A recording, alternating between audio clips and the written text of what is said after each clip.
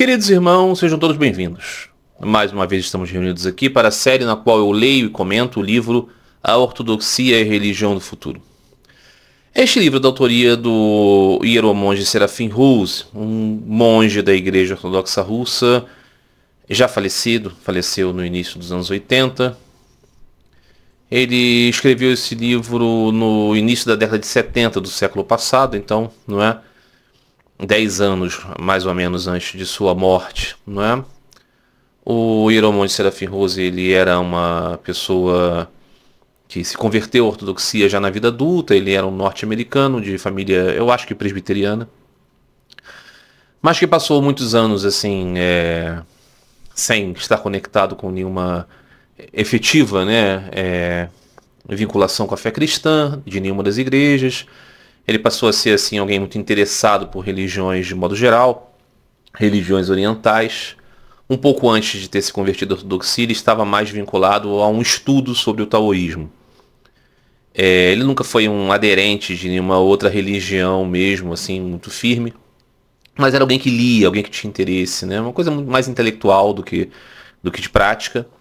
E em um dado momento, ele conheceu a Catedral Ortodoxa Russa da cidade de São Francisco. Ele se encantou com a beleza do serviço litúrgico, com a beleza do próprio edifício, com a austeridade dos sacerdotes, e acabou nisso entrando num processo de querer estudar aquele cristianismo que para ele pareceu desconhecido, descoberto. E ele se encantou muito com a Igreja Ortodoxa e acabou se convertendo. E num processo muito rápido, acabou se convertendo, sendo batizado, sendo levado ao monasticismo, tonsurado monge e ordenado sacerdote. Num breve período ele mudou, de um livre pensador que estava assim olhando para o processo das religiões como um estudo, sociológico, para alguém que iria se tornar um asceta, porque ele se tornou então um cristão ortodoxo, aderente a esta igreja russa do estrangeiro, igreja russa fora da Rússia, a Rokor, que era um segmento assim, extremamente radical, extremamente rígido, extremamente voltado a uma percepção de uma santidade ascética, austera e contraposta a tudo que era moderno e tudo mais. E na época, Eugênio Rose, quando se converteu à ortodoxia, ele assim, mudou muito drasticamente seu posicionamento. Ele era um jovem homossexual, e quando se tornou então aderente à Igreja Ortodoxa, decidiu viver uma vida casta, uma vida sem nenhum tipo de relacionamento romântico, Ele então deixou de dar vazão a esta a sua tendência, E assim, embora esse não tenha sido um tema, realmente não foi um tema das exposições do Padre Serafim, a questão da homossexualidade e tudo mais. Curioso, porque ele era uma pessoa muito rígida e falava sobre muitas coisas. Sua grande preocupação mesmo era com as questões da igreja, o calendário litúrgico, interpretações teológicas, contatos de cristãos ortodoxos com outros cristãos e outros religiosos, e a adesão à ideia de alguém a respeito de um certo liberalismo sobre o nexo das religiões. As questões morais, assim como adultério ou homossexualidade, coisas assim, ele estranhamente nunca tocou. Muitas pessoas acreditam que é porque isso o feria muito mais diretamente. Enfim, só vou fazendo essa pequena apresentação aqui novamente, porque nesse episódio de hoje nós vamos começar a ler o livro. Nos episódios anteriores eu falava muito sobre o Padre Serafim Rus, falava a respeito dos companheiros do Padre Serafim Rus, inclusive o autor do prefácio, que é uma personalidade bastante lamentável, o Padre Herman, e depois a longa introdução do livro que acabamos de ler no último episódio. Agora, nesse exato momento, começamos a ler de fato o livro. E o capítulo de hoje é muito interessante. O capítulo se chama As Religiões Monoteístas. Então aqui, o comentário do Padre Serafim Rus, a exposição do Padre Serafim Rus, será no sentido de provar que judeus e muçulmanos não fazem parte da mesma fé que os cristãos, e que o Deus que os cristãos cultivam não é o mesmo Deus que judeus e muçulmanos cultivam. O Padre Serafim Rus vai fazer uma série de apontamentos aqui escriturais, vai trazer menção a esses apontamentos escriturais para comprovar, né, a sua tese, e também vai trazer algumas declarações de sacerdotes e de papas e de padres, tanto no sentido de demonstrar, né, a decadência das representações do cristianismo mainstream, né? Naquele momento o padre Serafim Rhodes estava fazendo parte da igreja que se considera o pequeno rebanho, né? O resto é tudo caído. E ele vai fazer essa exposição querendo demonstrar isso. Isso aqui é só para ficar entre aqueles monoteístas. O padre Serafim, ele não está considerando, por exemplo, aqui o zoroastrismo, né? Tão importante para, né, para a história de judaísmo, cristianismo e islamismo até. Ele não está considerando aqui. Ele passa, né, muito longe de fazer considerações aqui. Ele está indo mesmo no processo assim mais fácil e mais convencional da caracterização do monoteísmo abrâmico. E aqui ele vai desenvolver a sua tese de comprovar que nós vamos ter assim a oportunidade de perceber a grande dificuldade do fanatismo, né? Mesmo na consideração a respeito das tradições abrâmicas, o padre Serafim vai deformar a interpretação das coisas de um modo que a gente vai ver o que ele vai aprontar no futuro quando ele for falar de religiões não cristãs, não abrâmicas. Muito bem. Começamos o texto. Temos o mesmo Deus que os não cristãos? Pergunta o padre Serafim.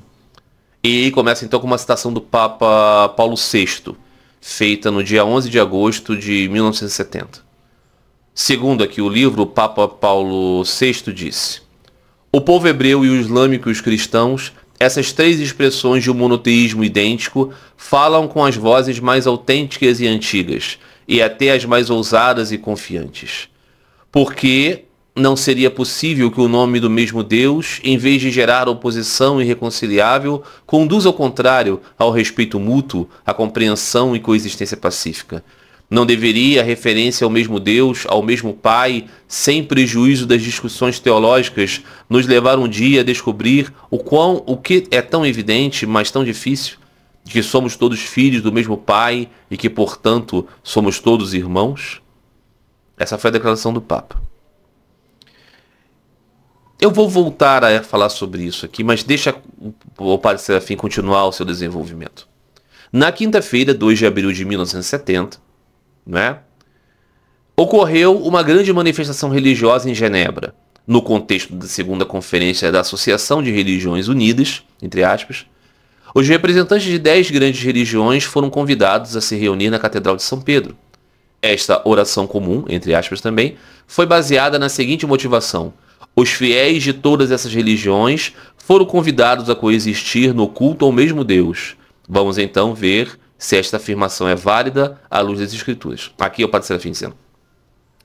Então o ponto aqui, com essas primeiras declarações, tanto dessa reunião que aconteceu, né, da Associação de Religiões Unidas, quanto na declaração do Papa Paulo VI, o padre Serafim está querendo demonstrar com isso a sua tese, a tese fundamental do livro, de que existe a construção de uma religião mundial que reúne todos os credos e de que a excelência e especificidade, né, e exclusividade do cristianismo não existe.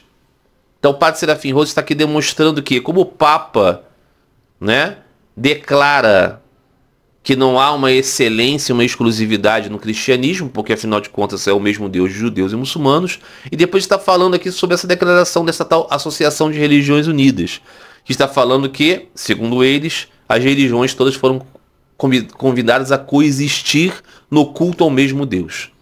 Então aqui o padre Serafim está sustentando a sua tese. Aí ele vai dizer: será que essas declarações são válidas de acordo com as Escrituras? Muito bem. Nós vemos aqui que essa argumentação do padre Serafim e as coisas que ele elenca aqui para demonstrar, né, o problema desta religião do futuro que está se constituindo, que é a base para a religião do anticristo, ela vai ser o argumento de muitos cristãos atuais. Claro que cada um deles, né, vai ver a sua própria igrejinha como a igreja verdadeira. Eles não vão concordar com o padre Serafim Rose que a igreja verdadeira é aquela rocora ali, né? De 1970. Mas eles vão concordar a respeito de todo o resto. Muito bem. Voltando ao padre Serafim. Para explicar melhor o assunto, limitaremos a nossa análise às 3 religiões que historicamente se sucederam nesta ordem: judaísmo, cristianismo e islã. Essas 3 religiões afirmam, de fato, ter uma origem comum, como adoradores do Deus de Abraão. Assim, é uma opinião muito difundida que, uma vez que todos reivindicamos a posteridade de Abraão, os judeus e os muçulmanos de acordo com a carne e os cristãos espiritualmente, todos nós temos como Deus o Deus de Abraão, e as 3 religiões adoram, cada uma à sua maneira naturalmente, o mesmo Deus. E esse mesmo Deus constitui de alguma forma nosso ponto de unidade e de mútua compreensão. E isso nos convida a uma relação fraterna, como enfatizou o grande rabino Dr. Safran, parafraseando o Salmo: "Ó, como é bom ver os irmãos assentados e juntos." Muito bem.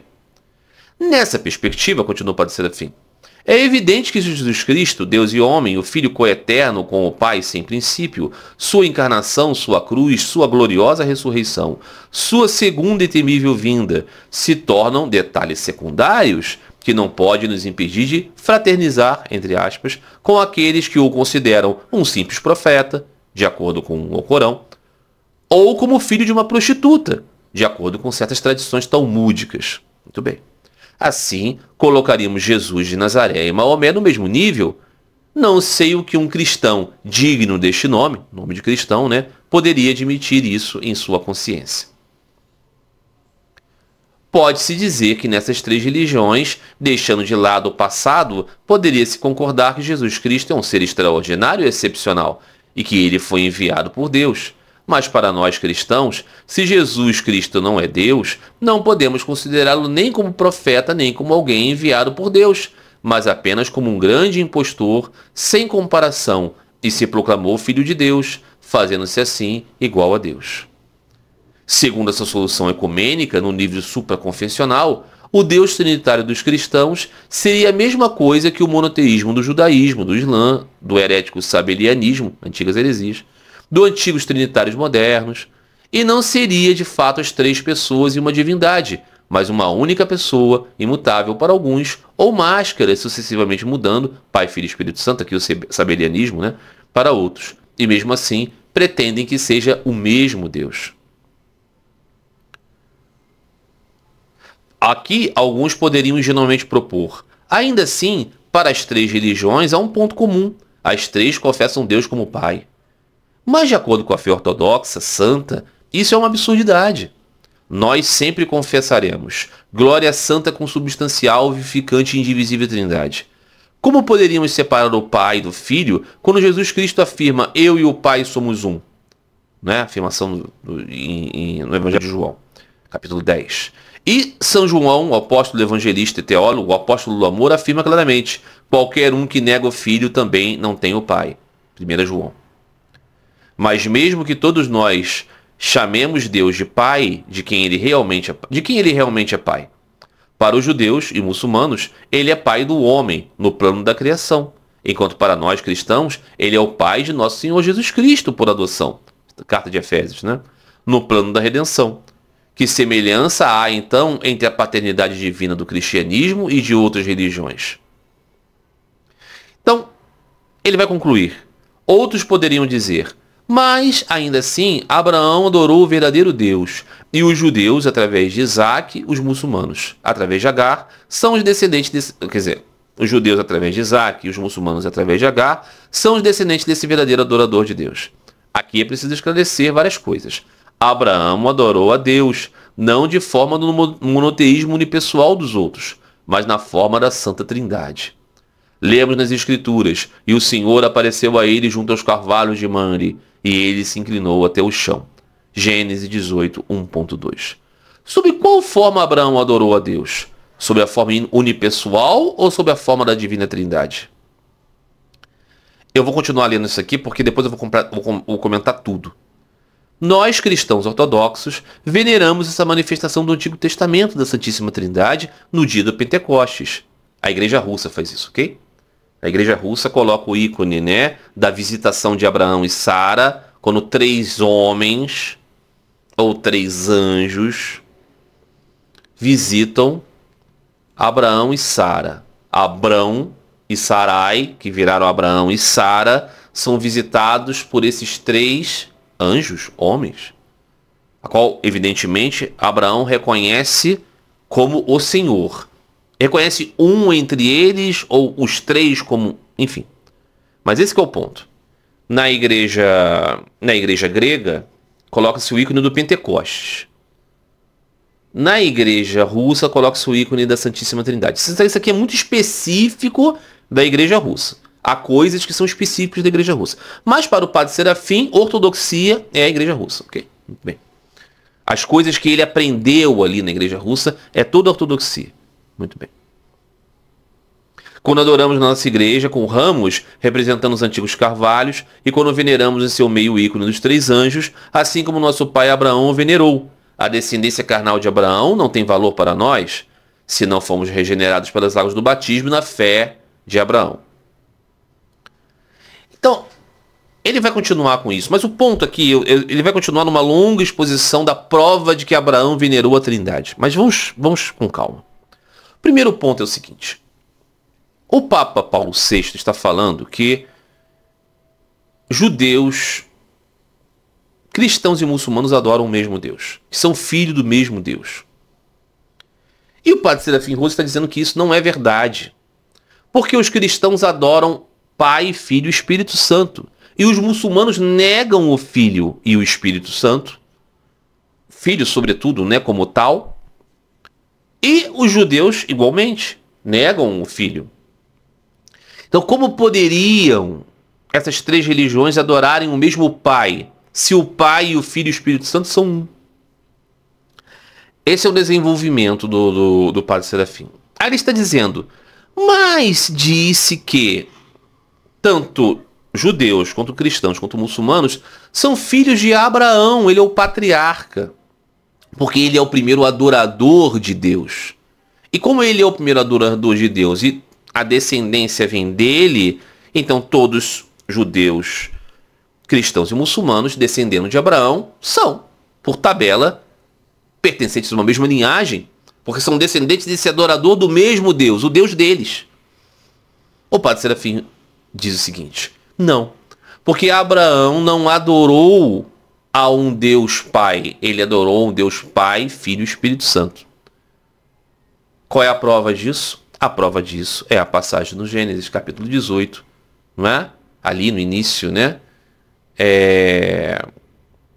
Em que está se comprovando que Abraão recebeu na sua tenda a visitação de 3 homens ou 3 anjos que ele identificou como Senhor. E então Deus apareceu trino para ele e não uno. Não o Pai, não só apenas uma hipóstase, mas 3 hipóstases. Então, na Igreja Ortodoxa se desenha isso, né? Existe o grande ícone de Andrei Rublev, né? A Santíssima Trindade, os 3 anjos. Descreve-se então que naquela forma é possível ver o Pai, o Filho e o Espírito Santo na forma dos 3 anjos.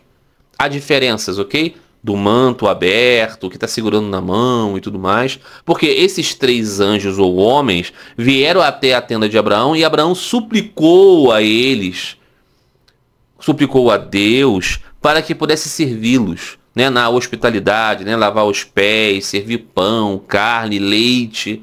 Tudo isso foi servido.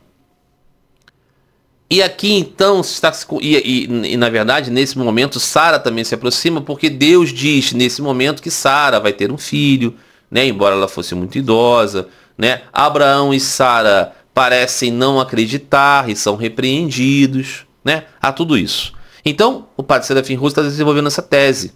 Eles são Abraão e Sara, mas fundamentalmente Abraão é um adorador da Trindade, não é um adorador de um único Deus Pai.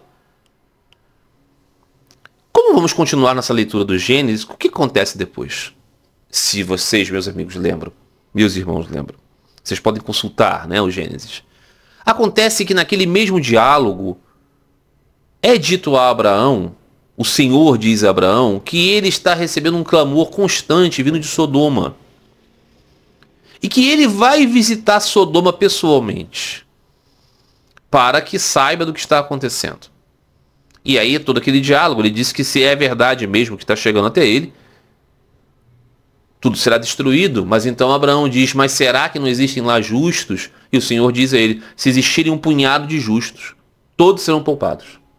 Acontece então, a sequência da leitura a sequência imediata é de que, primeiro, né, esses 3 homens, esses 3 anjos, vão até a cidade de Sodoma. E quando chegam lá, o que acontece? O texto fala de 2 anjos. E aí acontece que esses anjos não são vistos como anjos, são vistos como homens. E acontece que eles são assediados pelos homens daquela cidade que querem violentá-los. É isso que acontece. Não é? E aí eles se refugiam na casa de um tal Ló. E esse Ló tenta negociar até com os homens as próprias filhas em troca dos anjos, dos homens, daqueles, né, que vieram. E eles não são violentados e tal. Eles falam com a parentela do Ló que a cidade será destruída e que eles podem escapar, né? O que torna o primeiro ponto do diálogo um pouco tanto truncado, né? Porque se existisse um punhado. Mas assim, a conclusão é que se existissem 10, aparentemente não existiam 10, existiam menos do que isso. Então, numericamente, ficou caracterizado que não existia um quórum mínimo. Tal era a iniquidade daquelas pessoas, né? E aí a cidade foi destruída. Mas o ponto aqui é que nós vamos considerar o quê? Que a Igreja Ortodoxa, ela não leva a mesma consideração a respeito da visitação em Sodoma. Se temos então a caracterização que aquele trio era a Santíssima Trindade, o Pai, o Filho e o Espírito Santo, então nós temos que considerar aqui que 2 daqueles anjos eram o quê? O Filho e o Espírito Santo? Descendo até a cidade de Sodoma e se refugiando na casa de Ló? É isso? Ou aqui eles voltam a ser puramente, simplesmente anjos? Como fica essa construção no pensamento ortodoxo? Porque não é esse aqui o ponto, né? Se temos o sentido da história, a descrição deveria levar a essa conclusão. Então desceram a cidade de Sodoma e Gomorra 2 pessoas da Santíssima Trindade. É isso que temos? É essa a conclusão que chegamos? Não é? E vieram os 2 anjos a Sodoma à tarde, estava Ló assentado. Que anjos? Os mesmos do diálogo? Não é? Porque parece evidente, né, a história. Porque termina, né, a passagem anterior, né, vamos lembrar.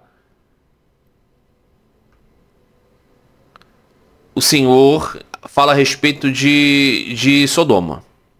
Não é? Ele diz assim: disse mais o Senhor, portanto o clamor de Sodoma e Gomorra tem se multiplicado e portanto o seu pecado tem se agravado muito. Descerei agora e verei se com efeito tem praticado segundo o seu clamor, que é vindo até mim, e se não, saberei. Então viraram aqueles homens o rosto dali e foram-se para Sodoma. Mas Abraão ficou ainda de pé diante da face do Senhor. E chegou-se Abraão dizendo, destruirás também o justo com o ímpio? Se porventura houver 50 justos na cidade, destruirá também e não pouparás o lugar por causa dos 50 justos que estão dentro? Longe de ti que faça tal coisa, que mates o justo com o ímpio, que o justo seja como o ímpio, longe de ti. Não faria justiça o juiz de toda a terra? Então disse o Senhor, se eu em Sodoma achar 50 justos dentro da cidade, pouparei a todo lugar por amor deles. Então ele continua, né, nesta toada e vai perguntar se 10, né? E se porventura ali tiverem 20, né? Não destruirei por amor dos 20, vai chegando até 10. E retirou-se o Senhor quando acabou de falar a Abraão, e Abraão tornou-se ao seu lugar. Então aqui o ponto é, está muito evidente que a sequência, né, isso é Gênesis 18 e Gênesis 19, é de que essa descida à cidade de Sodoma e Gomorra são dos mesmos personagens. Então como é que é isso aqui? Então o pai se retirou, o filho e o Espírito Santo desceram a Sodoma. Existe esse desenvolvimento? Veja como isso é complicado, né? Então a afirmação teológica de que na visitação de Abraão e Sara nós temos uma manifestação inequívoca do dogma da Santíssima Trindade é uma forçação de barra poderosa. Você pode até respeitar isso como um vislumbre da fé dos cristãos ortodoxos. Mas afirmar aqui que existe base para você determinar isso, a ponto de dizer os judeus não cultivavam o Deus verdadeiro porque nunca falaram em uma Santíssima Trindade, é sem cabimento. Porque veja, os judeus dos dias de Jesus não cultuavam os 3 anjos como a Santíssima Trindade. Isso é sem cabimento algum. Nunca houve tal menção. Então os judeus dos dias de Jesus eram todos eles apóstatas. Todos eles estavam sem religião nenhuma. Então não houve uma nova aliança, houve uma aliança primeira. Porque nem mesmo em Abraão, a sequência de sua vida, há um culto a uma Santíssima Trindade. Ah, mas Abraão cultuou a Santíssima Trindade, então logo infere-se que... Não infere-se coisíssima alguma. A fé de Abraão continuou sendo transmitida como a fé em um Deus inconcebível. Ele apareceu aos profetas sob várias formas, estiveram diante dele, ouviram a sua voz e tudo mais. Mas em nenhum momento há a caracterização dos profetas de que existe uma Santíssima Trindade. O que não é o impedimento do cristianismo haver se desenvolvido essa teologia. Quando Pedro fala o discurso de Pedro àqueles batizados nos Atos dos Apóstolos, Pedro não está falando de uma Santíssima Trindade. Ele não está falando de Pai, Filho e Espírito Santo. Não está falando de Deus, está falando do seu Filho. Não está fazendo essa constituição, essa construção. Isso aparece depois numa elaboração teológica ao longo dos séculos. Vai aparecer então nos concílios da igreja. Mas a fé de todas aquelas pessoas, os profetas, os contemporâneos de Jesus, não dá para dizer que é a mesma coisa. Não dá para dizer que em São Paulo existe uma inequívoca expressão da Santíssima Trindade. Isso é absurdo. Em São Paulo existe uma concreta defesa de Deus trino? É claro que não. É claro que não. Você pode fazer, né, considerações que façam você ver aqui há sinais disso ou daquilo, mas sempre assim, muito levemente. Não é verdade? Então, sob qual forma Abraão adorou a Deus? Sob a forma unipessoal ou sob a forma da divindade, da Divina Trindade? No diálogo do texto, parece que Abraão está identificando o Senhor em meio a 2 companheiros. Mas em nenhum momento há a ideia de que aqueles 3 sejam um. Pelo menos não de modo cabal, peremptório, que você não possa negar. Então, quando vamos dizer que somos ligados a Abraão pelo Espírito e somos batizados na fé de Abraão, é a fé que a Igreja Ortodoxa professa, isso é sem cabimento algum. Eu vou concordar aqui plenamente com o padre Serafim Rose de que, de fato, cristãos, judeus e muçulmanos creem em Deus de formas diferentes. De fato, eu considero que sim. De fato, os cristãos consideram que Deus manifesta-se em Jesus Cristo. Consideram que existe um Filho unigênito de Deus. Judeus e muçulmanos não consideram isso, definitivamente. É possível dizer que existe um conceito diferente deles aqui. Mas quando Jesus, no Evangelho, alude ao Pai e clama as pessoas a considerar o Pai celestial, Primeiramente, ele estava falando isso com os judeus. Definitivamente. Definitivamente estava. Então, o ponto é que o Deus dos profetas anteriores a Jesus não era o Deus trino. Não existia essa concepção de Deus trino. Não existia essa concepção de Deus trino. Ok? Nós não temos lá, né? Quando Satanás e os filhos de Deus vão visitar Deus no palácio para falar a respeito daquele Jó que seria testado, não há ali a expressão de que existe uma trindade. Não é verdade? Então, é muito forçoso dizer isso. É forçar demais a barra dizer isso. Né? Os muçulmanos são posteriores ao desenvolvimento do cristianismo. O islamismo surge no século VI. Então você já tem realmente uma cristologia, você já tem um desenvolvimento dos dogmas da teologia cristã. O que parece acontecer é que Maomé conhece a crença dos cristãos e diz: nós não temos a mesma crença em todos os aspectos, mas nós temos essencialmente uma ligação. Qual é a ligação? Que aquele Deus que se revelou a Abraão é o mesmo Deus que cultuamos, mas o entendemos de modo distinto. Deus vai arranjar isso, cada um com seu grupo.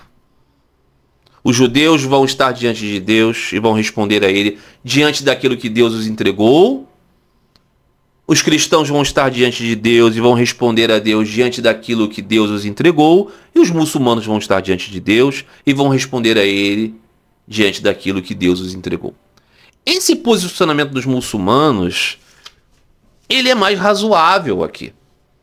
Ele está dizendo: nós temos concepções evidentemente diferentes, mas nós não temos aqui o mesmo pai em Abraão, que é o mesmo posicionamento do Papa Paulo VI.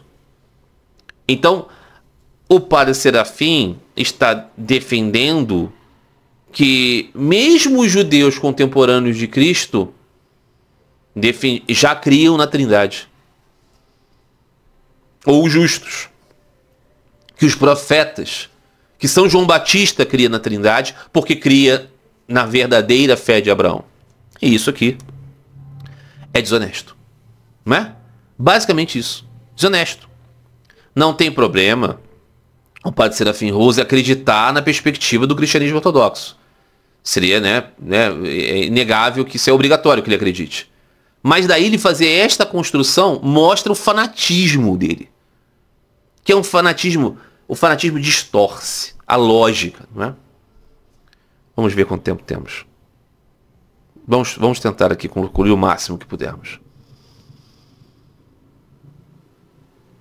Então continua o padre Serafim.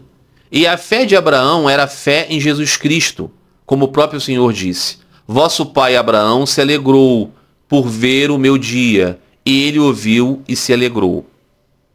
Assim também foi a fé do profeta rei Davi, que ouviu o Pai Celestial falando ao seu filho consubstancial: o Senhor disse ao meu Senhor. Salmo 109, 1 e Atos 2:34.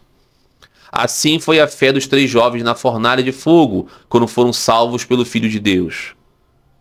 E do santo profeta Daniel, que teve visão das 2 naturezas de Jesus Cristo no mistério da encarnação, quando o Filho do Homem veio ao ancião dos dias. Veio como ancião dos dias. Porque na dogmatização ortodoxa, o pai não pode aparecer a ninguém, ok? Só o filho. Você só vê o pai através do filho. Então, Daniel não viu o pai, ele viu Cristo na figura do ancião dos dias. Que é uma maneira de dizer que a segunda pessoa da Trindade apareceu para os homens na figura do ancião dos dias. Isso aqui é uma construção teológica para harmonizar a ideia de que é apenas através de Jesus que você vê o Pai. Ok? Então, em tudo aqui, a primeira citação, né? Jesus diz de Abraão, e Jesus e o profeta Davi fala, né, o Senhor disse ao meu Senhor, são boas citações para comprovar que Deus aponta para o seu filho. São boas citações. Mas ainda aqui, o dogma da Santíssima Trindade não está resolvido. Mesmo quando vai citar João, por exemplo, dizendo, né, quem não está com o filho não vê o pai ou algo assim, não há citação ao Espírito Santo. No mesmo momento, na mesma, né? Vamos lembrar do credo, né? Creio no Espírito Santo, Senhor e fonte de vida, que procede do Pai, e que com o Pai e o Filho é coadorado e glorificado. Foi ele que falou pelos profetas. Então, assim, esta construção, esta indicação dos termos exatos da teologia cristã, você não tem como demonstrar isso nas Escrituras. Você tem como fazer esses arranjos e forçar. Então, aqui está, né? Se sois filhos de Abraão, farei as obras de Abraão. E essas obras são crer naquele a quem Deus enviou. São João. Ok, perfeito. Você pode entender, né, que o Senhor Jesus afirma a sua divindade, a sua filiação com o Pai. Perfeito.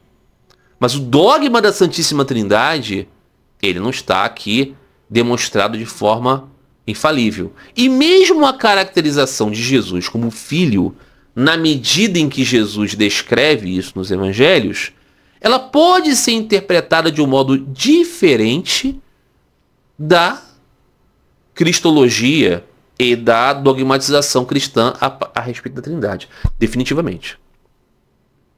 Não é?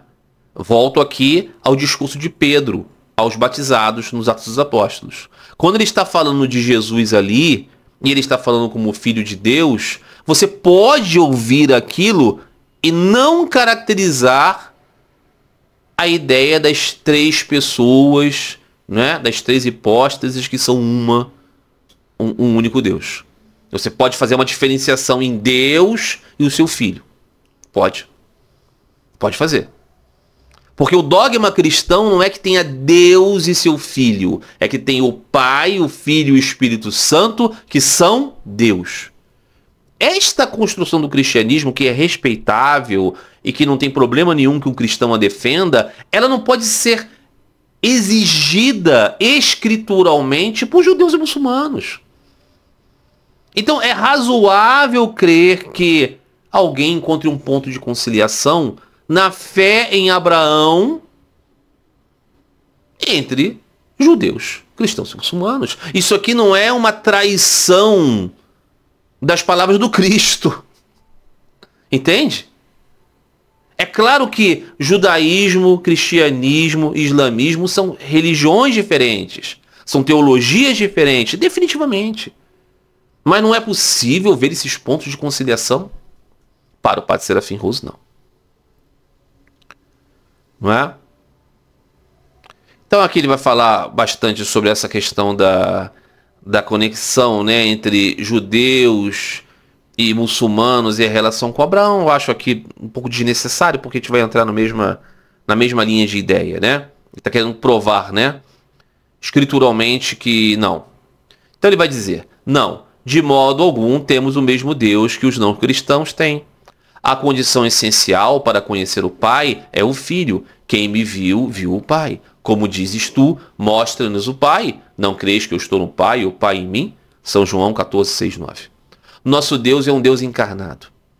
A que vimos com os nossos olhos e nossas mãos tocaram. O imaterial se fez material para a nossa salvação, como diz São João Damasceno. E ele se revelou em nós. Mas quando ele se revelou entre os judeus e os muçulmanos atuais, engraçado, né? Aqui vira atuais. Porque então Deus se revelou aos judeus no passado. Mas como ele se revelou aos judeus no passado? Os judeus no passado afirmavam uma encarnação? Não. Os judeus no passado nunca afirmaram uma encarnação. Nunca. Então naquele momento eles não tinham o mesmo? Eles não tinham o mesmo Deus? Porque não tinha acontecido ainda. Mas é possível termos uma relação assim com o conhecimento de Deus? Ou conhecia ou não conhecia? Antes da encarnação, eles não conheciam Deus?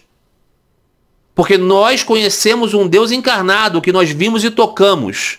Então antes não tinha? Veja que estranho. Não é?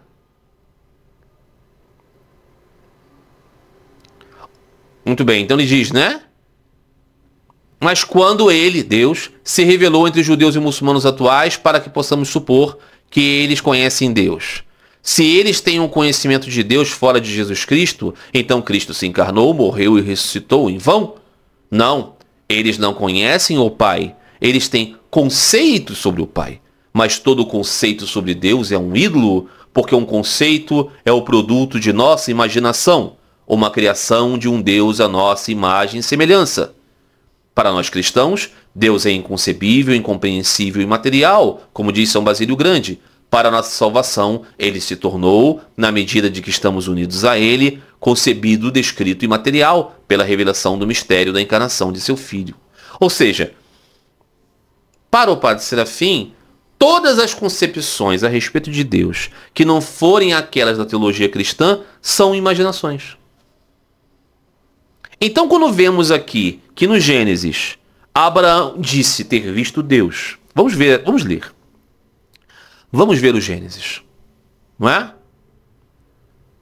Capítulo 18. Para a gente ver como é que foi a passagem, e a gente ter uma ideia aqui sobre o tópico da imaginação. Depois, apareceu-lhe o Senhor nos carvalhais. Depois por quê? Porque o Senhor já tinha aparecido a Abrão antes. Vocês lembram? Ele não apareceu em 3. Sendo, pois, Abrão, ainda era Abrão, ok? Da idade de 99 anos, apareceu o Senhor a Abrão e disse-lhes: Eu sou o Deus Todo-Poderoso, anda em minha presença e ser perfeito. Deus apareceu a Abrão. Abrão, então, conheceu Deus, né? Mas esse aqui era a encarnação? Não, não era a encarnação. Não tinha encarnação. Ah, tá, Marcelo, mas isso aqui é o antigo dos dias, tá? O antigo dos dias que vai ser Jesus. Então nós temos aqui uma segunda pessoa da Santíssima Trindade que vai mudar de nome, que vai mudar de forma. Pela eternidade, vamos adorar quem? O antigo dos dias ou o Senhor Jesus? Porque não é o mesmo. Mas ele não apareceu para Abraão, caminhou com ele. Como fica? Como fica a questão aqui? Ele não está junto com outros dois. Né? E caiu Abraão sobre o seu rosto e falou Deus com ele, dizendo... E o diálogo, né? Então, é este Senhor que aparece para Abrão, que ele vai tornar Abraão, o pai de muitas nações. Depois... apareceu-lhe o Senhor nos carvalhais de Mamre, estando ele assentado à porta da tenda no calor do dia. Ele levantou-se os seus olhos e olhou, e eis 3 homens em pé junto a ele. E vendo-os, correu da porta da tenda ao seu encontro e inclinou-se à terra. E disse: Meu Senhor, se agora tenho achado graça aos teus olhos, rogo-te que não te passes de teu servo. Que se traga já um pouco de água e lavai os vossos pés, não é?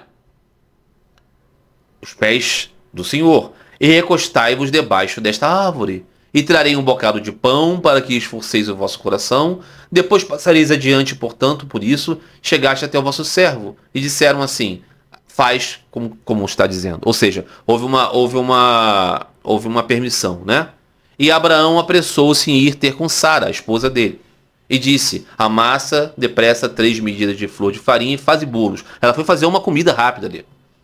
E correu Abraão às vacas e tomou uma vitela de tenra boa. Nossa, né? Ele foi lá e abateu lá um animal para pegar uma carne. E deu ao moço, que se apressou em preparar. Deu para uma pessoa tratar lá.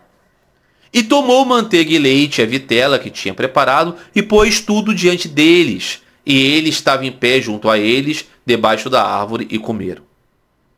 E disseram-lhe: onde está Sara, tua mulher? E ele disse: ei lá na tenda. E disse: certamente tornarei a ti tempo de vida. E disse que Sara e a teus filhos, né? Então aqui existe, né? Que esses 3 estão com Abraão. Abraão está falando com Deus de 2 ou está falando com Deus os 3? O que temos aqui? Depois apareceu-lhe o Senhor nos carvalhais em Mamre, estando ele assentado à porta. Estando o Abraão assentado à porta. Ele levantou seus olhos. Quem? Abraão. E olhou, e eis 3 homens em pé junto a ele. E vendo-os, os 3 homens, correu na porta da tenda ao seu encontro, saiu da porta da tenda onde ele estava e foi até eles, e se lançou ao chão, e disse, meu senhor, sabe, o meu senhor, aquele que anteriormente sozinho veio falar com ele, estava acompanhado de 2, que depois vamos ver, os 2 vão até Sodoma. Onde está a Trindade? Aqui. Caracterizada aqui, afirmada aqui. Onde está? Nas palavras do Senhor Jesus está sua oração final. Eu subo para o meu Pai. Vou ao meu Pai, vim aqui para mostrá-lo. Essa é a minha missão, falar dele e do seu Filho. Em nenhum momento há para falar do seu Filho e do Espírito Santo. Não há. Não há essa caracterização.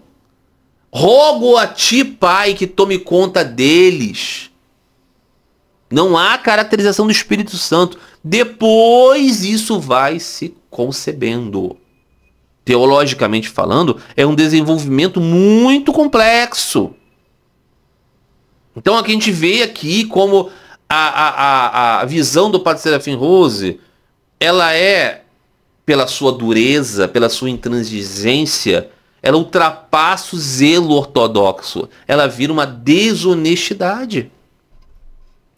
Porque os reclames dele de obviedade escritural são ridículos. Né?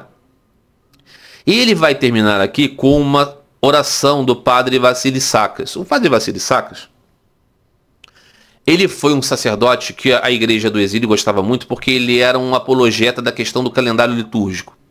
Ele escreveu um livro que o metropolita Filareto elogiou, que era um livro de defesa apologética de que o calendário juliano deveria ser mantido e que mudar o calendário juliano era apostasia, ok? Por quê? Nos anos 20, o Patriarcado Ecumênico de Constantinopla modificou o seu calendário, criando um novo calendário juliano, que na verdade é muito próximo do calendário gregoriano, não é exatamente a mesma coisa.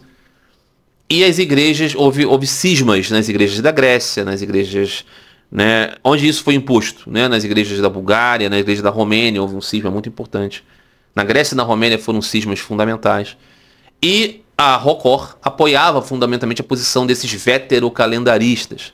E esse padre Vassili Sacas era alguém assim visto como importante. Eu acho até que ele estava sob jurisdição do bispo Antônio de Genebra, da igreja russa, do exílio. Então aqui a oração do padre é assim. A ele, Deus, seja a glória pelos séculos dos séculos. Amém. E por isso São Cripiano Cartago afirma, quem não tem a igreja como mãe não tem Deus como pai. Aqui aumenta, né, a questão. Quem não está vinculado à teologia da igreja, à lógica da igreja, não pode ter Deus como pai. Né? Que Deus nos preserve da apostasia e da vinda do anticristo, cujos sinais preliminares estão se multiplicando a cada dia. Ou seja, é a tese do Padre Serafim, né? Os sinais que estão se multiplicando a cada dia. Que é a escatologia de muitos, né? Que ele nos preserve da grande aflição, a qual até os eleitos não seriam capazes de suportar sem a graça daquele que abreviará esses dias. E que ele nos preserve no pequeno rebanho. É sempre isso, né? É você se ver no pequeno rebanho. Não tem problema ser só a pequena igreja russa do exterior, porque é o pequeno rebanho. Hã? O remanescente segundo a eleição da graça, para que, como Abraão, possamos nos alegrar com a luz do seu rosto, pelas orações da Santíssima Mãe de Deus e Sempre Virgem Maria, e de todos os exércitos celestiais, nuvens de testemunhas, profetas mártires, hierarcas, evangelistas, confessores, que foram fiéis até a morte, que derramaram seu sangue por Cristo e que nos geraram pela palavra do Evangelho de Jesus Cristo nas águas do batismo. Somos seus filhos, fracos pecadores e indignos, com certeza, mas não estenderemos nossas mãos a um Deus estranho. Amém. Isso aqui foi uma declaração do padre Vassili Sacas, feito em 5 de abril de 1970. Então o ponto é, o padre Serafim está aqui tentando provar que a fé de Abraão é a fé na Santíssima Trindade.